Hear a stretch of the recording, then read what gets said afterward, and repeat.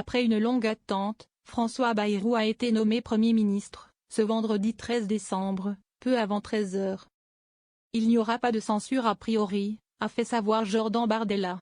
Nous avions indiqué que nous étions prêts à ne pas censurer a priori une personne issue de la droite et du centre. Si tant est qu'elle entende le message des urnes et des électeurs, a poursuivi le président du Rassemblement national. François Bayrou a fait de la proportionnelle un des combats de sa vie. Nous souhaitons pouvoir faire connaître très rapidement nos lignes rouges et les inquiétudes qui sont celles des 11 millions d'électeurs qui ont voté pour nous, a indiqué l'eurodéputé, notamment sur le pouvoir d'achat et la sécurité.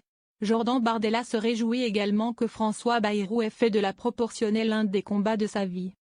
Et d'ajouter, la propositionnelle est l'une des clés pour sortir de ce tripartisme et permettre de dégager des majorités dans le cadre du fonctionnement des élections. Je crois qu'il y a une aspiration au changement très forte dans notre pays. Et la politique qui va être menée ne peut plus être celle d'Emmanuel Macron.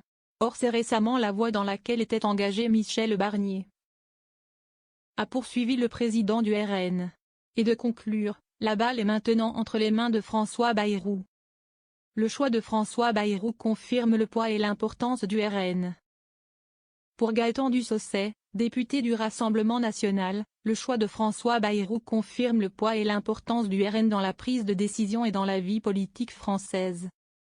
Aujourd'hui on ne peut pas faire sans nous. C'est ce que semble indiquer la nomination de François Bayrou, poursuit-il, interrogé sur Public Sénat. Nous mettons en garde le Premier ministre, comme nous l'avions fait avec Michel Barnier. Il n'y a pas une seule politique, pas un seul vote, qui peut passer sans le Rassemblement national, ajoute l'ancien député européen.